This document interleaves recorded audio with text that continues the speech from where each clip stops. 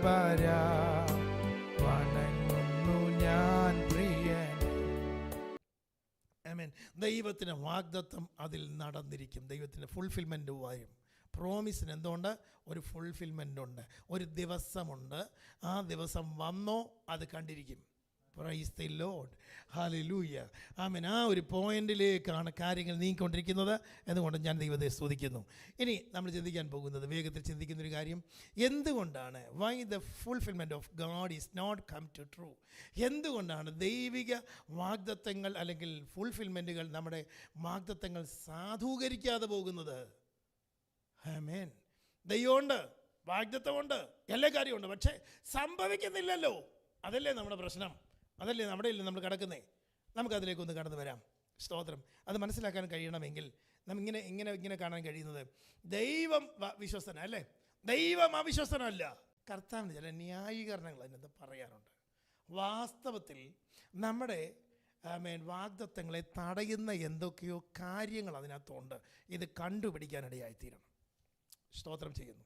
ആമേൻ, hallelujah. ഞാൻ എൻ്റെ മാതാവിൻ്റെ ഒരു അനുഭവം ഞാൻ പറയാം. എൻ്റെ പിതാവും മാതാവും വിവാഹം കഴിച്ചിട്ട് ഏതാണ്ട് 5 വർഷത്തോളം കാത്തിരുന്നു. മക്കളൊന്നും ഉണ്ടായില്ല. ഒത്തിരിയും പേര് 1-ാമത്തെ വർഷം മുതലേ ആലോചന പറഞ്ഞു, ദൂത് പറഞ്ഞു, ഒന്നും നടന്നില്ല. അപ്പം വരുന്ന ദൈവദാസന്മാരൊക്കെ അങ്ങനെ ആലോചന പറഞ്ഞു. ഉടനെ പിന്നീട് പറഞ്ഞു, നിങ്ങൾ ഉപവസിച്ച് പ്രാർത്ഥിക്കണമെന്ന് പറഞ്ഞു. ഞാൻ ഓർക്കുന്ന എൻ്റെ മാതാവിനോട് പറഞ്ഞ ചരിത്രമാണ് ഞാൻ ഓർക്കുന്നത്.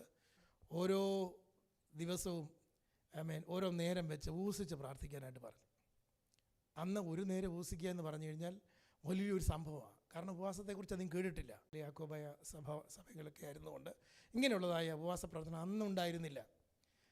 ഉണർവിൻ്റെ സമയമായിരുന്നു. അതുകൊണ്ട് ചിലരൊക്കെ വളരെ പാസ്റ്റർമാരും അങ്ങനെയൊക്കെയുള്ള ആൾക്കാരും അല്ലെങ്കിൽ ഉപദേശിമാരും ഒക്കെയാണ് ഒരു നേരമൊക്കെ ഉപവസിക്കുന്നത്. അപ്പോൾ ഇത് വാഗ്ദത്തം കേട്ടു, ദൈവാത്മാവ് പറഞ്ഞു, ദൈവദാസന്മാരോട് പറഞ്ഞു, ഉപവസിച്ച് പ്രാർത്ഥിക്കണം. ഒരു നേരം വെച്ച് എല്ലാ ദിവസവും ഉപവസിച്ചോളാൻ പറഞ്ഞു. ഈ വിഷയത്തിൽ മാത്രം പ്രാർത്ഥിക്കണം, കോൺസെൻട്രേറ്റ് ചെയ്ത് പ്രാർത്ഥിക്കണം, ആരാധിച്ച് പ്രാർത്ഥിച്ചോണം. മറ്റൊന്നിനും എഴുന്നേറ്റ് പോകരുത്, കുറച്ച് മണിക്കൂറുകൾ മാറ്റി നീ വയ്ക്കണം. അങ്ങനെ ചില ദിവസങ്ങൾ എന്നോട് പറഞ്ഞ എൻ്റെ ഓർമ്മ ഇങ്ങനെയാണ്, 120 ദിവസങ്ങൾ ഒരു നേരം ഉപവസിച്ച് ഒരു തലമുറയ്ക്ക് വേണ്ടി പ്രാർത്ഥിക്കുക. സ്തോത്രം. 120 ദിവസങ്ങൾ. ആ 120 ദിവസങ്ങൾ എന്നോട് പറഞ്ഞ കാര്യം കേട്ടോണം. അടുത്തത്, എല്ലാ ദിവസവും രാത്രിയിൽ ഓരോ പോരാട്ടങ്ങൾ വരും, പിശാചുകൾ വരും. ചിലപ്പോൾ ഓരോ മൃഗങ്ങളുടെ രൂപത്തിലായിരിക്കും. എന്നോട് പറഞ്ഞത്, ചില നായ്ക്കൾ പോലെ ഇങ്ങനെ കടിക്കാനായിട്ട് വരും. അതിൻ്റെ കാലെ പിടിച്ച് വലിച്ച് തറയിലടിച്ച് കൊല്ലുന്ന കാഴ്ച കർത്താവ് കാണിച്ചു. ഓരോന്നിങ്ങനെ വരും, ഓരോ ദിവസം വരും. അവൻ എല്ലാ ദിവസവും വരും. ഈ 120 ദിവസവും പോരാടി. അത് കഴിഞ്ഞപ്പോൾ വിടുതൽ പ്രാപിപ്പാനിടയായി. Hallelujah, hallelujah. ഞാൻ പറഞ്ഞത്, ആമേൻ, ഒരു സാക്ഷി മറ്റൊരു സാക്ഷിയെ ഉളവാക്കും. ഇന്നും ദൈവം മരിച്ചിട്ടില്ല, അവൻ്റെ വാഗ്ദത്തം ചത്തുപോയിട്ടില്ല. നമ്മെ കർത്താവ് ഉത്സാഹിപ്പിക്കുന്നത് വലിയ ദൈവപ്രവൃത്തികൾക്ക് വേണ്ടിയാണ്. ഞാൻ കർത്താവിനെ സ്തുതിക്കുന്നത്. ഞാൻ മുന്നോട്ട് പോട്ടെ.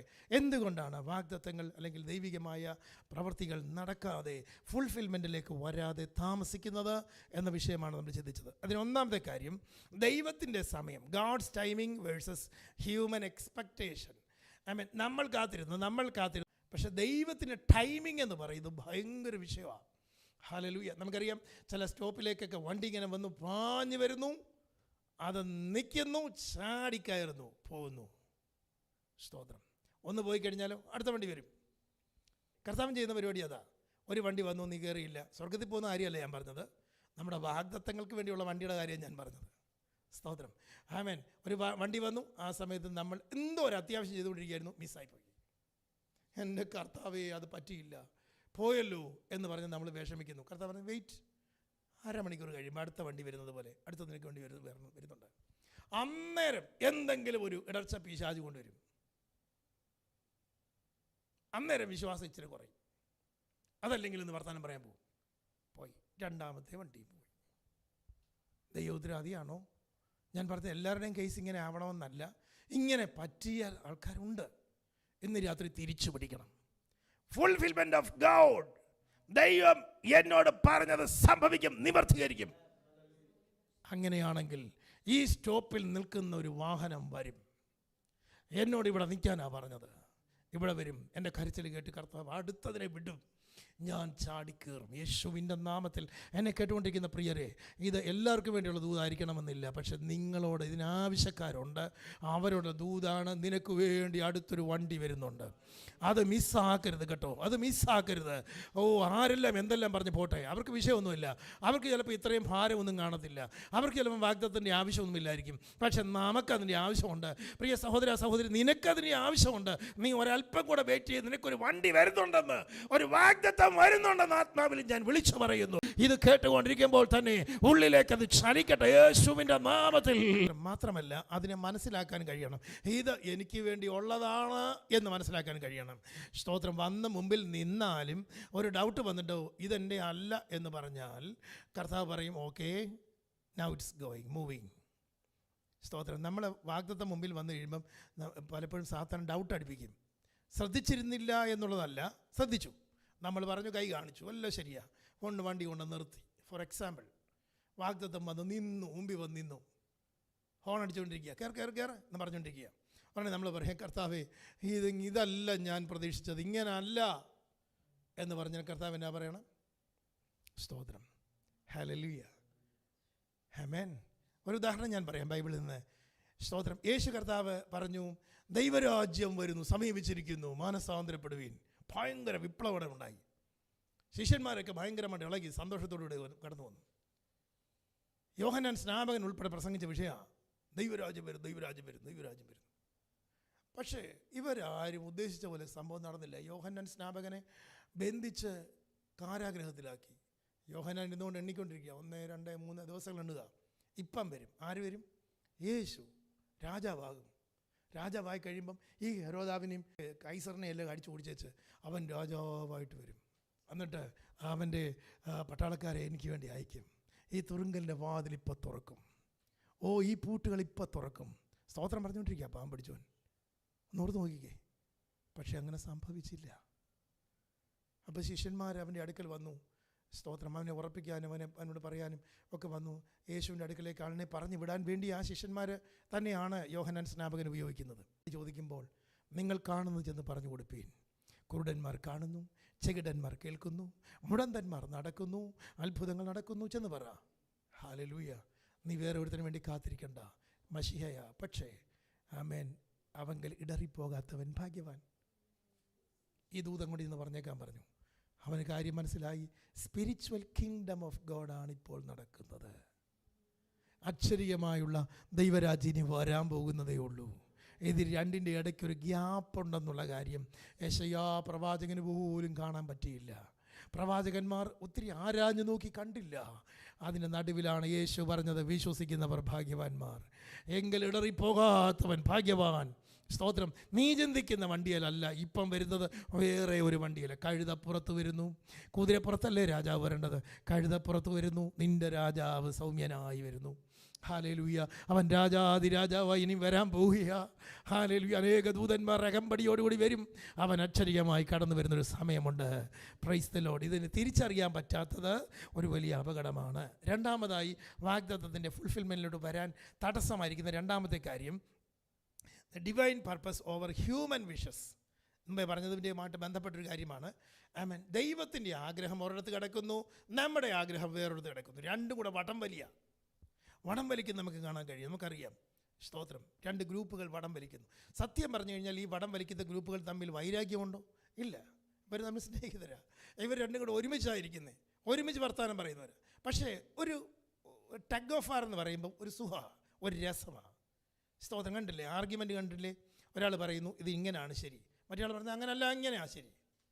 Praise the Lord. ഹല്ലേലൂയ. ഒരു രസത്തിന് വേണ്ടി, അല്ലെങ്കിൽ അത് പിന്നെ ഇതിൽ ആർഗ്യുമെൻ്റായിട്ട് പിന്നീട് അത് വഴക്കായി പോകാൻ സാധ്യതയുണ്ട്. ടഗ് ഓഫ് വാർ, വടംവലി ഒരു മത്സരത്തിന് വേണ്ടി. മനുഷ്യൻ്റെ ഒരു സ്വഭാവമാണ്. സ്തോത്രം.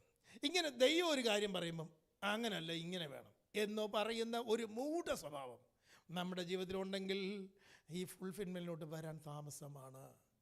സ്തോത്രം. ഇതിനെ നമ്മൾ അനലൈസ് ചെയ്യാൻ വേണ്ടിയാണ് പരിശുദ്ധാത്മാവ് വിവിധ ഡിറക്ഷൻസിലെ കാര്യങ്ങൾ പറയുന്നത്, ഡൈമെൻഷൻസ് കാര്യം പറയുന്നത്. Praise Lord. അപ്പോൾ ദൈവത്തിൻ്റെ പർപ്പസ് ഒരിടത്ത് നിൽക്കുന്നു, ഉദ്ദേശം ഒരിടത്ത് നിൽക്കുന്നു, നമ്മുടെ ആഗ്രഹം വേറൊരിടത്ത് നിൽക്കുന്നു. അത് രണ്ടും കൂടെ കിടന്ന് വലിച്ചുകൊണ്ട് വടം വലിച്ചുകൊണ്ടിരുന്നു കഴിഞ്ഞാൽ മോശയ്ക്ക് പണ്ട് പറ്റിയതുപോലെ 40 വർഷങ്ങൾ മിസ്സിങ്ങാണ്. നേരത്തെ കയറിപ്പോണ്ടതാ. ഇസ്രായേൽ മക്കൾക്കും മിസ്സിങ് ഉണ്ടായി. വാഗ്ദത്തത്തിൻ്റെ പടിവാതിക്കൽ വന്നു, പിന്നെയും മിസ്സിങ്, പിന്നെയും കറങ്ങുക. എന്താ കാര്യം? അവർ ചിന്തിച്ചതുപോലെ അല്ല ദൈവം ചിന്തിക്കുന്നത്. അപ്പം നമുക്ക് പ്രാർത്ഥിക്കേണ്ട കാര്യം, കർത്താവെ അങ്ങ് ചിന്തിക്കുന്നത് പോലെ ഒരു ചിന്തിക്കാൻ എനിക്കൊരു കൃപ തരണേ. നമ്മുടെ ചിന്ത വളരെ ചെറുതാണ് പ്രിയപ്പെട്ടവരെ. നമ്മൾ പലപ്പോഴും കർത്താവിന് ലിമിറ്റേഷൻസ് വെക്കാറുണ്ട്. കർത്താവിനൊന്നുമില്ല. അതുകൊണ്ട് കർത്താവെ അങ്ങ് ചിന്തിക്കുന്നത് പോലെ ചിന്തിക്കാൻ എനിക്ക് കൃപ തരണമെന്ന് പറഞ്ഞാൽ കർത്താവ് നമ്മുടെ ചിന്തകളെ കർത്താവിൻ്റെ ചിന്തയുമായിട്ട് കെട്ടിവെക്കും. ഹല്ലേലൂയ, ചേർത്ത് വയ്ക്കും. അവിടെയാണ് അത്ഭുതങ്ങൾ സംഭവിക്കുന്നത്. ഞാൻ കർത്താവിനെ സ്തുതിക്കുന്നു. മൂന്നാമത്തെ കാര്യം, എന്തുകൊണ്ടാണ് താമസം വരുന്നത് എന്ന് നമ്മൾ മനസ്സിലാക്കി ഇവയെല്ലാം ഓർത്ത് നമ്മളിന്ന് പ്രാർത്ഥിക്കാൻ പോവുക. നമുക്കിനി ഇത് മുന്നോട്ട് വിടേണ്ട ആവശ്യമില്ല. ഇന്ന് തന്നെ കർത്താവ് നമുക്ക് ചില കാര്യങ്ങൾ ചെയ്യണം. ഈ വർഷം കർത്താവ് നമ്മുടെ തരും. ചില മാസങ്ങൾ കഴിയുമ്പോൾ അത്ഭുതങ്ങൾ സംഭവിക്കും. അല്ല, ഇന്ന് രാത്രി തന്നെ സ്റ്റാർട്ട് ചെയ്ത് തുടങ്ങും. അതുകൊണ്ട് ഞാൻ കർത്താവിനെ സ്തുതിക്കുക. മൂന്നാമത്തെ കാര്യം, ഹ്യൂമൻ ഫ്രീ വിൽ. നമുക്ക് സ്വതന്ത്രമായ ചിന്താഗതി ദൈവം തന്നിട്ടുണ്ട്. Human free will. ആദമിനെ ഹവ്വയും കർത്താവ് സൃഷ്ടിച്ചിട്ട് അവർക്ക് കൊടുത്തിരുന്നത് ഫ്രീ വില്ല എന്ന് പറഞ്ഞാൽ സ്വതന്ത്ര ചിന്താഗതി. എന്നിട്ട് പറഞ്ഞു, ഇങ്ങനെ ചെയ്യാം, അങ്ങനെ വേണേൽ ചെയ്യാം, നിൻ്റെ ഇഷ്ടമനുസരിച്ച് ചെയ്യാൻ പറ്റുന്ന ചില കാര്യങ്ങളുണ്ട്. ഹല്ലേലൂയ. എന്നാൽ ചെയ്യാൻ പറ്റാത്ത ചില കാര്യങ്ങളുണ്ട്. ഇത് തെറ്റിദ്ധരിക്കപ്പെട്ടു പോവുകയാണ് ചെയ്യുന്നത്. സ്തോത്രം. ഈ ചെടിയെ ഇങ്ങനെ വളർത്തണോ അതോ ഇങ്ങനെ വളർത്തണോ? മനസ്സിലായോ? ആദാമിനെ ഹവ്വായുടെയും ചിന്താഗതിയിലേക്കൊന്ന് വന്നേ. അവരെ ആ ഗാർഡനിൽ നോക്കാൻ വേണ്ടി അവരെ ആക്കിയിരിക്കുന്നത്. ഈ ചെടിയുടെ ഈ ബ്രാഞ്ച് അങ്ങ് ഞാൻ വെട്ടിക്കളയണോ അതോ അതിനെ ഞാൻ പടർത്തി ഇങ്ങനെ കയറ്റി കിടണോ? സ്തോത്രം. അത് വേണ്ട, എനിക്ക് അതിൻ്റെ ഷേപ്പ് ഇഷ്ടമല്ല, പോട്ടെ, അതിനെ കട്ട് ചെയ്തേക്കാം. ഫ്രീ വില്ല് തന്നിരിക്കുക. ഇത് ഒരു ചെറിയ ഉദാഹരണം പറഞ്ഞതേ ഉള്ളൂ. ഇതുപോലെ പണ്ടൊരാൾ പറഞ്ഞതുപോലെ, ഇന്ന് ചായ കുടിക്കണോ കാപ്പി കുടിക്കണോ കർത്താവിന് ഒരു ബുദ്ധിമുട്ടുമില്ല. സ്തോത്രം. ഇന്ന് എൻ്റെ ശരീരത്തിന് അത്ര രസമില്ലെന്ന് സുഖമില്ല, അതുകൊണ്ട് ഞാനൊന്നും കഴിക്കുന്നില്ല. ഉപവാസമല്ല, കഴിക്കുന്നില്ല. കർത്താവിന് ഒരു ബുദ്ധിമുട്ടുമില്ല. ഞാൻ ഇന്ന് കഴിച്ചു പോയി കർത്താവേ, അതുകൊണ്ട് കർത്താവിനോട് പിണങ്ങിയിരിക്കും. ഇല്ല, കർത്താവിന് ഒരു പിണക്കവും ഇല്ല. ഫ്രീ വില്ല് തന്നിരിക്കുക. പക്ഷേ ചില കാര്യങ്ങൾക്കകത്ത് കർത്താവിന് ഭയങ്കര നിർബന്ധമുണ്ട്. അത് തിരുവചനത്തിനകത്ത് പറഞ്ഞിട്ടുണ്ട്. ആരാധിക്കണം എന്ന് നിനക്ക് തോന്നിയാൽ നീ ഇങ്ങനെ ആരാധിക്കണം. നീ യാഗം കഴിക്കാൻ തീരുമാനമെടുത്തെങ്കിൽ അതിങ്ങനെ ചെയ്യാവൂ. ആമേൻ. ആരാധിക്കാൻ വന്നാലോ അനുഗ്രഹം കിട്ടും, ദൈവസാന്നിധ്യം അനുഭവിക്കാൻ പറ്റും. കുറച്ചുകൂടെ കർത്താവ് നിൻ്റെ സന്നിധിയിൽ നിൻ്റെ അടുക്കലേക്ക് ഇറങ്ങി വരും. അത് ആരാധനയുമായി ബന്ധപ്പെട്ട. ഹല്ലേലൂയ. എന്നാൽ ഫ്രീ വില്ല് തന്നിരിക്കുന്നത് ദൈവമായിട്ടുള്ള ആരാധനയുള്ള ബന്ധത്തിൽ കൈ കടത്താൻ വേണ്ടിയല്ല. വ്യക്തിപരമായ ജീവിതത്തിൽ എന്ന ഡ്രസ്സ് ഇടണോ, ഇവിടെ എങ്ങനെ പോകണോ, എങ്ങനെ വരണോ, ഇതെല്ലാം ചെയ്തോ, അതിന് ഫ്രീ വില്ല് തന്നിരിക്കുക. പക്ഷേ ദൈവമായുള്ള ബന്ധത്തിനകത്ത് ഒരിക്കലും ഫ്രീ വില്ല് വെച്ച് നമുക്ക് ചെയ്യരുത്. എൻ്റെ സൗകര്യം ഇതാ എന്ന് പറയരുത്. മറിച്ച് കർത്താവ് അവിടുന്ന് എന്നോട് എന്തോ പറയുന്നേ അത് ഞാൻ കേൾക്കാൻ ആഗ്രഹിക്കുന്നു. ചിലപ്പോൾ ഒന്ന് വെയിറ്റ് ചെയ്യേണ്ടി വരുമായിരിക്കും, പക്ഷേ അവിടെ കാത്തിരുന്നാൽ വിടുതലാണ്. ഞാൻ കർത്താവിനെ സ്തുതിക്കും. നാലാമത്തത്, കണ്ടീഷണൽ പ്രോമിസസ്. പ്രോമിസുകൾ, വാഗ്ദത്തങ്ങളെല്ലാം അതിനൊരു കണ്ടീഷൻ കൊടുത്തിരിക്കുക. ഇങ്ങനെ നീ ചെയ്താൽ ഞാൻ നിന്നേക്ക് ഇങ്ങനെ ആക്കാം. അബ്രഹാമിനോട് പറഞ്ഞു, നീ നിൻ്റെ ചാർച്ചക്കാരെയും പിതൃഭവനത്തെയും എല്ലാം വിട്ട് പുറപ്പെട്ട് ഇങ്ങോട്ട് വാ, ഞാൻ നിന്നെ വലിയൊരു ജാതിയാക്കും, ഞാൻ കാണിപ്പാനിരിക്കുന്ന ദേശത്ത് ഞാൻ നിന്നെ കൊണ്ടുപോയി ആക്കും. ഒരു കുഞ്ഞിക്കാല് പോലും കാണാൻ വയ്യാത്തവനോട് പറയുകയാണ്, ഇല്ലാത്തവനോട് പറയുകയാണ്, നിന്നെ ഞാൻ വലിയൊരു ജാതിയാക്കും. ഹല്ലേലൂയ. ദൈവം ഒരു കാര്യം പറഞ്ഞത് അത് കേട്ടാൽ പൊട്ടിച്ചിരിക്കുമാറായിപ്പോയെങ്കിലും അവൻ വിശ്വസിക്കാനിടയായി തീർന്നു. എൻ്റെ ദൈവം അവനോട് പറഞ്ഞ സത്യമാണ്. അതിനുവേണ്ടി അവൻ കൊടുക്കേണ്ട വില എന്തായിരുന്നു? അവൻ്റെ എല്ലാമായിരുന്ന അവൻ്റെ ആ കൂട്ടായ്മയിൽ നിന്ന്, അവൻ്റെ സിവിലൈസേഷനിൽ നിന്ന്, അവൻ വളർന്നു വന്ന ചിന്താഗതികളിൽ നിന്ന് മനുഷ്യരെ എല്ലാം വിട്ട് അവൻ പുറപ്പെട്ടു വരേണ്ടി വന്നു. ഹല്ലേലൂയ. എങ്കിൽ മാത്രമേ കർത്താവിന് ചിലത് ചെയ്യാൻ പറ്റത്തുള്ളൂ. ഓ സ്തോത്രം. കഴിഞ്ഞ പ്രാവശ്യം ഒരാൾ പറഞ്ഞതുപോലെ ബോൺസായി എന്ന് പറയുന്ന ചെടിയുണ്ട്. ബോൺസായി ചെടി നമുക്കറിയാം, വലിയ വൃക്ഷങ്ങളായി തീരാനുള്ള ചെടികളെ. ഫോർ എക്സാമ്പിൾ ജാക്ക് ഫ്രൂട്ടിൻ്റെ ട്രീ, അതിനെ, അല്ലെങ്കിൽ പിലാവിൻ്റെ ചെറിയ ചക്കക്കുരു എടുത്തു, നട്ടു, കിളിച്ചു, മുളച്ച് വരുന്നുണ്ടെങ്കിൽ പെട്ടെന്ന് അതിനെ ഒരു ചെറിയ പാത്രത്തിനകത്തോട്ടാക്കി മണ്ണ് വിട്ട് വെച്ചു, ചട്ടിക്കകത്താക്കി വെച്ചു. കണ്ടിട്ടില്ലേ? അത് വളർന്നു വരും. വെള്ളം കൊടുത്താൽ മതി, വളർന്നു വരും. പക്ഷേ അതെങ്ങനെ വളരും? ഒരു ചെടി പോലെ നിൽക്കും. കുറേ വർഷങ്ങൾ കഴിഞ്ഞാലും ചെടി പോലെ നിൽക്കും. വർഷങ്ങൾ മുന്നോട്ട് പോയാലും ചെടി പോലെ നിൽക്കും. ഒരു ചക്ക അതിനകത്ത് വരുമോ? ഒരിക്കലും വരത്തില്ല. അത് ചിന്തിക്കുക പോലും വേണ്ട. എന്നാൽ ആ ചെടിച്ചട്ടി പൊട്ടിച്ചിട്ട് അതിനെ കൊണ്ടുപോയി ഗ്രൗണ്ടിൽ നല്ല വളവും വെള്ളവുമുള്ള വെളിച്ചമുള്ള സ്ഥലത്തോട്ട് നിട്ടേ ഒന്ന് വെച്ചേ, സംഭവിക്കാൻ പോകുന്നത് ചില മാസങ്ങൾ കഴിയുമ്പോഴത്തേക്കും അവൻ്റെ ശക്തി അങ്ങോട്ട് വർദ്ധിക്കാൻ തുടങ്ങും. ചില വർഷങ്ങൾ കഴിയുമ്പോഴത്തേക്കും അതിൽ നിന്ന് അതിന് ഫ്രൂട്ടുകൾ ഉണ്ടായി വരുവാനിടയായിത്തീരും. ഇതുപോലെ വലിയൊരു എനർജിയാണ്, ആത്മീയമായ സാധ്യതകളാണ് ദൈവം നമുക്ക് തന്നിരിക്കുന്നത്. അങ്ങനെ പൊട്ടിച്ച് പുറത്തു വന്നാൽ, ഹല്ലേലൂയ, പൊട്ടിച്ച് പുറത്ത് വന്നാൽ വാഗ്ദത്തം നടക്കും. നമ്മുടെ ചെടിച്ചട്ടി എവിടെ പൊട്ടണ്ടേ? ഒന്നൊന്ന് പ്രാർത്ഥിക്കാൻ പറ്റുമോ ദൈവത്തോട്? ഓരോരുത്തർക്ക് പൊട്ടേണ്ട ഓരോ ഭാഗങ്ങളായിരിക്കും. എൻ്റെ ചെടിച്ചട്ടി എവിടെയാണ് കർത്താവ് ഞാൻ പൊട്ടിക്കണ്ടേ? സ്തോത്രം. ഞാൻ ഇങ്ങനെ സേഫ് സോണിനകത്ത് ഇങ്ങനെ ഇരിക്കുക, എവിടെയാണ് ഞാൻ പൊട്ടിക്കണ്ടേ എന്ന് കർത്താവിനോട് ചോദിച്ച് മനസ്സിലാക്കുക. ഇന്ന് രാത്രി അത് ചെയ്യാമോ? അത്ഭുതങ്ങൾ സംഭവിക്കാൻ പോകുകയാണ്. ഞാൻ മുന്നോട്ട് പോട്ടെ. 5-ാമതായി സ്പിരിച്വൽ ഗ്രോത്ത് ആൻഡ് മെച്ചുറേഷൻ എന്ന് പറഞ്ഞാൽ ആത്മീയമായ വളർച്ച, ഗ്രോത്ത് ഉണ്ടായെങ്കിൽ മാത്രമേ ആ പ്രോമിസ് നമ്മുടെ കയ്യിൽ ദൈവം തരാൻ പറ്റത്തുള്ളൂ. ഹല്ലേലൂയ. അതിനുള്ള മെച്യൂരിറ്റി ഉണ്ടായെങ്കിൽ മാത്രമേ കഴിയത്തുള്ളൂ. ഒരു കുഞ്ഞ് പറയുമ്പോൾ നമ്മൾ സാധാരണ ചിന്തിക്കുന്നൊരു കാര്യമാണ്, അപ്പാ എനിക്ക് കാറ് വേണം, എനിക്ക് കാറ് വേണം, എനിക്ക് കാറ് വേണം, എനിക്ക് കാറ് വേണം എന്നൊരു കുട്ടി കിടന്ന് കരഞ്ഞാൽ സംഭവിക്കുന്നത് അടുത്ത ലുലുവിൽ നിന്നോ അല്ലെങ്കിൽ ഒരു ചെറിയ ഷോപ്പിൽ നിന്നോ ഒരു കൊച്ചു കാറ് വാങ്ങിച്ച് അവന് കൊണ്ട് കൊടുക്കും. സ്തോത്രം. ആമേൻ. എന്നാൽ അവൻ വളർന്ന് നല്ല ഒരു പുരുഷനായി കഴിയുമ്പോൾ അവന് സ്തോത്രം ഡ്രൈവിങ്ങിന് പോകും. ലൈസൻസ് കിട്ടി കഴിയുമ്പോഴോ അവൻ പണമുള്ളവനാണെങ്കിൽ ഒരു കാറ്, വലിയൊരു കാറ് അവനെ വാങ്ങിച്ചു കൊടുക്കും. സ്തോത്രം ചെയ്യുന്നു. ഇതുപോലെ കർത്താവ് ചെയ്യുന്നേ. വാഗ്ദത്തമുണ്ട്, വാഗ്ദത്തം തെറ്റല്ല. അവനൊരിക്കലും നമ്മുടെ ഭോഷ്ക്ക് പറയത്തില്ല. പക്ഷേ ഇതുവരെയും മച്യൂരിറ്റിയിൽ വന്നിട്ടില്ല. ഇതുവരെയും പറയുന്ന കർത്താവേ എനിക്ക് ചെറിയ ഒരു കൊച്ചുകാറ് മതി, എനിക്ക് പേടിയാ എന്ന് പറഞ്ഞുകൊണ്ടിരുന്ന കർത്താവിന് വലുത് തരാൻ പറ്റുമോ? ഇല്ല. ഇന്ന് രാത്രി വലുത് നമ്മളെ കർത്താവ് ഏൽപ്പിക്കാൻ ആഗ്രഹിക്കുന്നു. പ്രിയരെ, സ്തോത്രം. ചെറുതിന് വേണ്ടി പ്രാർത്ഥിച്ച് കടന്നു പോകരുത്. ഈ കൊച്ചു ജീവിതം കടന്നു പോകരുത്. മെച്യൂരിറ്റിയിലേക്ക് എത്താം, ഗ്രോത്തിൽ, സ്പിരിച്വൽ ഗ്രോത്തിലോട്ട് വരാം. കർത്താവ് നമ്മളെ വലിയ കാര്യങ്ങൾ ഏൽപ്പിക്കാൻ ആഗ്രഹിക്കുക യേശുവിൻ്റെ നാമത്തിൽ. 6-ാമതായി ഫോക്കസ് ഓൺ ട്രൂ ഫുൾഫിൽമെൻറ്റ്. ആമേൻ. ശരിയായ കാര്യത്തിന് വേണ്ടി മാത്രം ഫോക്കസ് ചെയ്യണം. ഹല്ലേലൂയ. ആമേൻ. ഡിവൈൻ പർപ്പസിന് വേണ്ടിയാണ് എന്നെ വിളിച്ചത്. ഇവിടെ ഞാൻ ഭൗതിക കാര്യം ചെയ്യുന്നെങ്കിലും, പ്രൈസ് ദി ലോർഡ്, ഞാൻ ഭൗതികമായ കാര്യങ്ങളൊക്കെയാണ് ചെയ്യുന്നത്. പക്ഷേ അതിനപ്പുറത്ത് ഞാൻ ഇന്ന ജോലി ചെയ്യുന്നു, ഞാൻ ഇന്നടത്തിരിക്കുന്നു, ഞാൻ ഇന്ന കാര്യം ചെയ്യുന്നു, ഈ തസ്തികയിൽ ഞാൻ ജോലി ചെയ്യുന്നു. പക്ഷേ അതിനപ്പുറത്ത് ചെയ്യാൻ കർത്താവ് എന്നിലൂടെ വ്യാപരിക്കാൻ ആഗ്രഹിക്കുന്നു. എനിക്കൊരു ഫോക്കസ് തന്നിട്ടുണ്ട്. ഫോക്കസ് ഇല്ലെങ്കിൽ അബദ്ധമാണ്. ഫോക്കസ് പ്രാപിച്ചോണം. ആമേൻ. ആമേൻ. ഫുൾഫിൽമെൻറ്റ് വരണമെങ്കിൽ എന്തോ വേണം? ഒരു ഫോക്കസ് ഉണ്ടായിരിക്കണം. അതിനു വേണ്ടി വേണം പ്രാർത്ഥിക്കാൻ. ഹല്ലേലൂയ. പ്രാർത്ഥിക്കാനിരിക്കുന്ന പറഞ്ഞേ, ആമേൻ, ഏതെങ്കിലും ഒരു വിഷയത്തിന് വേണ്ടി പോരാടി പ്രാർത്ഥിക്കാനായിട്ടിരിക്കുമ്പം പിശാച് നമ്മളെ പ്രാർത്ഥിക്കരുതേ എന്ന് പിശാച് പറയത്തില്ല. അതാണ് സാത്താൻ്റെ ഏറ്റവും വലിയ തന്ത്രം. നീ പ്രാർത്ഥിക്കരുത് കേട്ടോ, അതൊന്നും ചെയ്യരുത്, അങ്ങനെയും ചെയ്യരുതെന്ന് പിശാച് ഒരിക്കലും പറയത്തില്ല. നമ്മളെന്നാ പറയും? പിശാചേ ഞാൻ പ്രാർത്ഥിക്കുമെന്ന് പറയും. അതിന് പകരം പിശാച് പറയും പ്രാർത്ഥിച്ചു. വേണ്ട, ഇങ്ങനൊരു കാര്യം ഉണ്ടല്ലോ. പണ്ടത്തെ ഒരു കാര്യം എടുത്തുകൊണ്ട് വരും. കുടുംബങ്ങളുടെ കാര്യങ്ങളെല്ലാം കൂടെ കൊണ്ടുവരും. അതിൻ്റെ കാര്യം എന്തോ ആയി, നമുക്ക് അതിൻ്റെ കാര്യം ഒന്ന് പ്രാർത്ഥിക്കാം. വിഷയം വേറെയാ. അത് പറഞ്ഞുകൊണ്ടിരിക്കുമ്പോൾ ഇങ്ങനെ ചിന്തിച്ചുകൊണ്ട് ഇങ്ങനെ മനസ്സ് കൊണ്ടുപോയി അവസാനം ഇന്ത്യ, ഉഗാണ്ട, ശ്രീലങ്ക എല്ലാം കടന്നു വന്ന് തിരിച്ച് വരുമ്പോഴത്തേക്ക് പ്രാർത്ഥന അന്തരീക്ഷവും പോകും. സാത്താൻ്റെ തന്ത്രമാണ്. ഫോക്കസിലേക്ക് വരണം. ആ ഫോക്കസ് മാത്രം. അഥവാ തെറ്റിപ്പോയെങ്കിൽ യേശുവിൻ്റെ നാമത്തിൽ ഞാൻ തിരിച്ചു വരുന്നു. അത് വേണ്ടി മാത്രം പ്രാർത്ഥിക്കാം. അവിടെ തീ കത്തുവാനിടയായിത്തീരും. ഞാൻ കർത്താവിനെ സ്തുതിക്കുന്നു.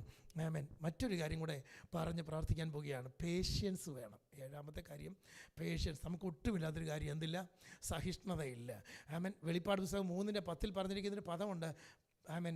സഹിഷ്ണുതയുടെ വചനം നീ കാത്തുകൊണ്ടതിനാൽ ആമേൻ എന്ത് ചെയ്യും? അവിടെ വായിക്കുന്നു, ഞാനും പരീക്ഷാകാലത്ത് നിന്നെ കാക്കും എന്നൊരു സഭയോട് പറഞ്ഞിരിക്കുക. ആമേൻ. വെളിപ്പാട് 1:9 ആമേൻ ഈ പദം കാണുന്ന ഒരു കാര്യമുണ്ട്. ആമേൻ. ചില വാക്യങ്ങൾ ഞാൻ അതിനകത്ത് പേഷ്യൻസിനെ കുറിച്ച് പറയാൻ കാരണമുണ്ട് കേട്ടോ.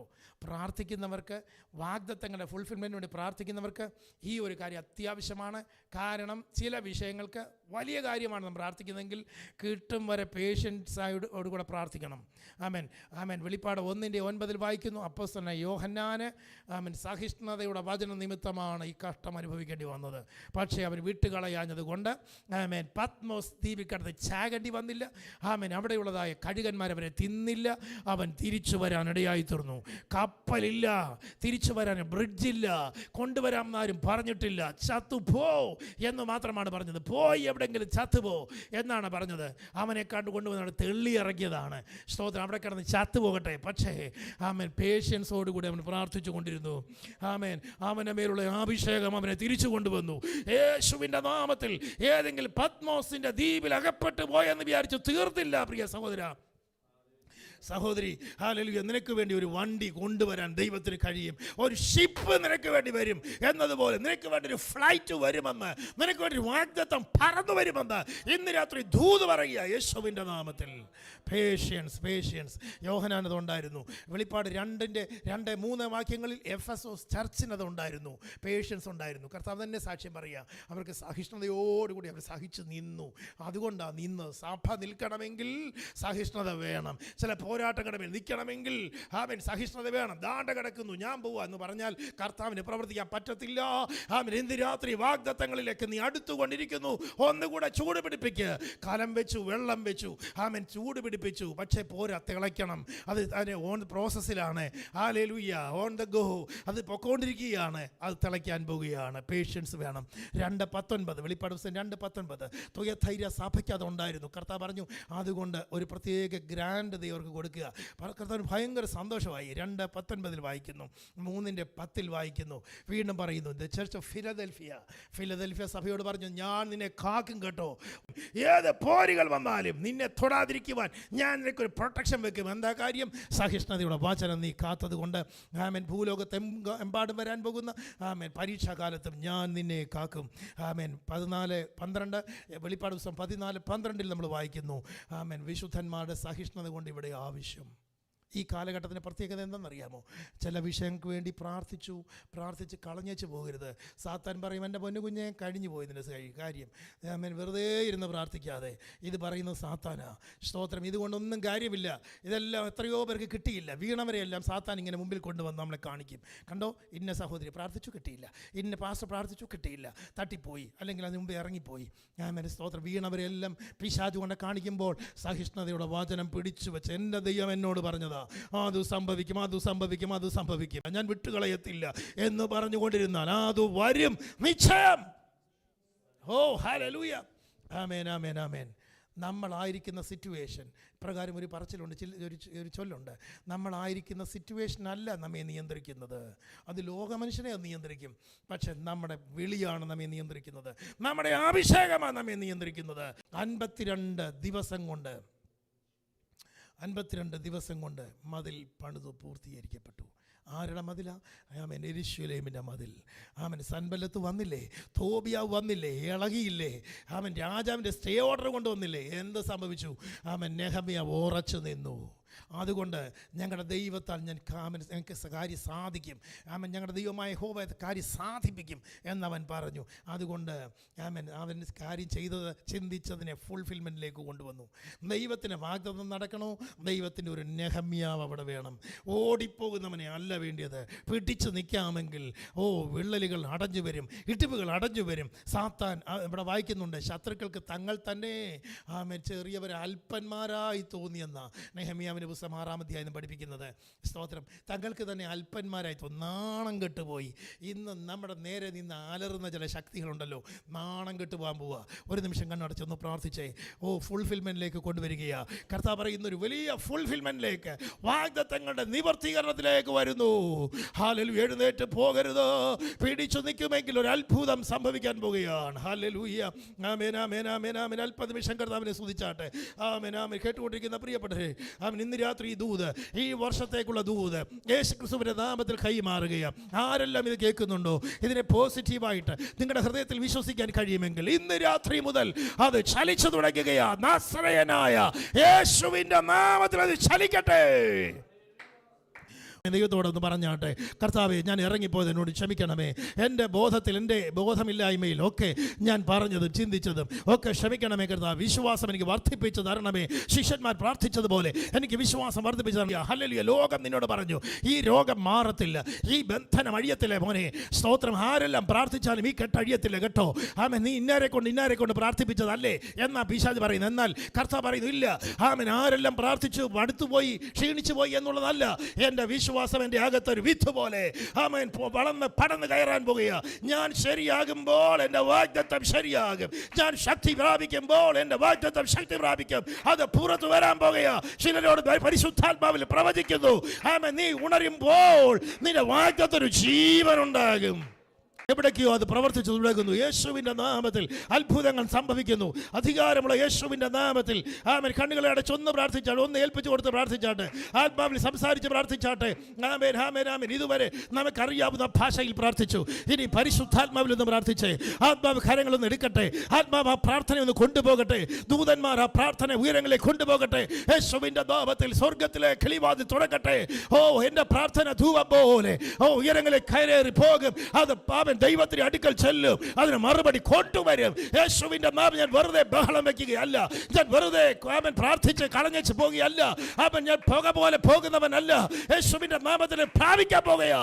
ദൈവമായ കർത്താവേ, നിന്റെ നാമത്തിൽ ഹല്ലേലൂയ ഏൽപ്പിച്ച് പ്രാർത്ഥിക്കുന്നു.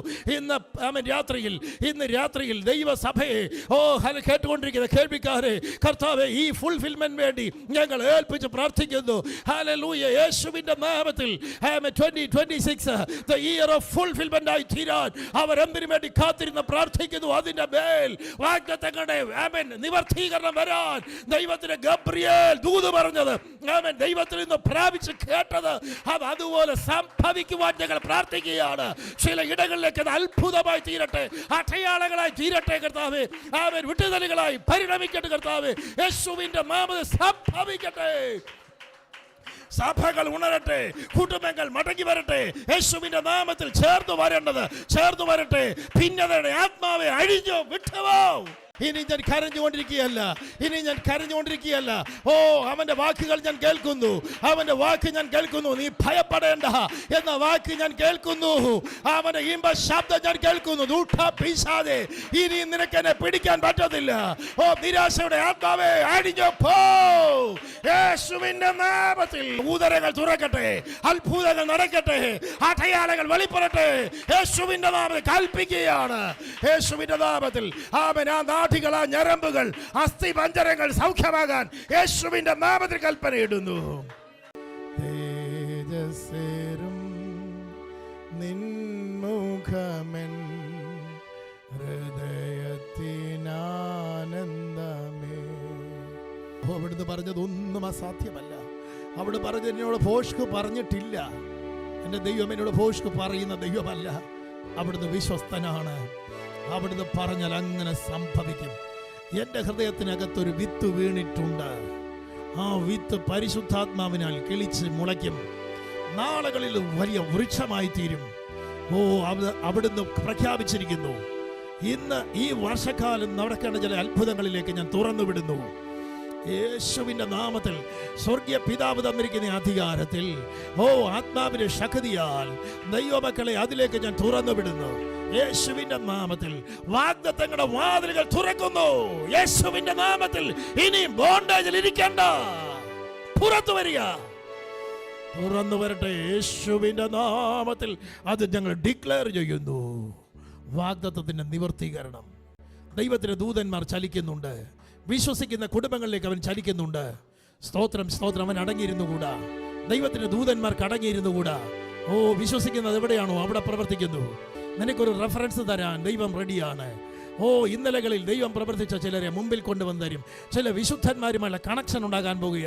അത് നിന്റെ വിശ്വാസത്തെ വർദ്ധിപ്പിക്കാൻ പോകുക, പിടിച്ചെടുക്കാൻ പോവുക. ചില വിടുതലുകൾ, നിവർത്തീകരണം, ഫുൾഫിൽമെന്റ്. പിതാവേ, ഞങ്ങളുടെ വിശുദ്ധ നാമത്തിൽ ഞങ്ങൾ ആശ്രയിച്ച് പ്രാർത്ഥിക്കുന്നു. ഞങ്ങൾക്ക് തന്ന ഈ നല്ല കൂട്ടായ്മയ്ക്കായി സ്തോത്രം. ഈ പുതിയ വർഷം ഞങ്ങൾക്ക് തന്ന ദൂതിനായി സ്തോത്രം. ആരെല്ലാം എവിടെല്ലാം കേട്ടുവോ ഈ വചനം കടന്നു ചെല്ലുന്നുവോ ഞങ്ങൾക്കെല്ലാം ഇതൊരു അനുഗ്രഹമായി തീരും. 2026 the year of fulfillment. അത് കർത്താവ് ഡിക്ലെയർ ചെയ്തതിനായി സ്തോത്രം. ആരെല്ലാം കേൾക്കുന്നുണ്ടോ അവിടെയുള്ളത് ചലിച്ച് തുടങ്ങട്ടെ. കർത്താവേ, നിന്റെ നാമത്തിൽ ഞങ്ങൾ അതിനെ റിലീസ് ചെയ്യുന്നു, ഡിക്ലെയർ ചെയ്യുന്നു. അത് കടന്നു എന്ന് അത്ഭുതമായി തീരട്ടെ. അങ്ങനെ ചെയ്യുന്നതിനായി സ്തോത്രം. അങ്ങയ്ക്ക് വേണ്ടി കാത്തിരിക്കുന്ന ഒരുത്തനും ലജ്ജിച്ചു പോകത്തില്ല. അവർ ആ വിടുതലിന്റെ സാക്ഷ്യം പറയും എന്ന് പൂർണ്ണമായി ഞങ്ങൾ വിശ്വസിക്കുന്നു. ജയത്തിന്റെ കൊടി ഞങ്ങൾ ഉയർത്തുന്നു. അത്ഭുതങ്ങൾക്കായി സ്തോത്രം ചെയ്യുന്നു. എല്ലാ കുടുംബങ്ങളിലേക്ക് അത് ഇറങ്ങിച്ചെല്ലട്ടെ, വ്യക്തികളിലേക്ക് ഇറങ്ങിച്ചെല്ലട്ടെ. ആമേൻ. പട്ടണങ്ങളിലേക്ക് ഇറങ്ങിച്ചെല്ലട്ടെ. ഈ ദൂത് രാജ്യങ്ങളെ കടന്ന് രാജ്യങ്ങളിലേക്ക് ചെല്ലട്ടെ. ആമേൻ, ആമേൻ. കർത്താവിന്റെ നാമത്തിൽ വചനത്തെ ഞങ്ങൾ പറഞ്ഞയക്കുന്നു. അങ്ങനെ സംഭവിക്കുന്നതിനായി സ്തോത്രം, യേശു ക്രിസ്തുവിൻ നാമത്തിൽ തന്നെ. ആമേൻ. God bless you. ദൈവം അനുഗ്രഹിക്കുമാറാകട്ടെ. ശാന്തതയോടെ ശ്രദ്ധയോടെ കേട്ടുകൊണ്ടിരിക്കുന്ന എല്ലാ പ്രിയപ്പെട്ടവരെയും കർത്താവ് അനുഗ്രഹിക്കട്ടെ. പ്രാർത്ഥനയിൽ അങ്ങോട്ടും ഇങ്ങോട്ടും ഓർക്കണമേ. ആമേൻ. നമുക്ക് അന്യോന്യം ഓർക്കാം. ഈ പുതുവർഷം കർത്താവ് പറഞ്ഞതുപോലെ സംഭവിക്കട്ടെ.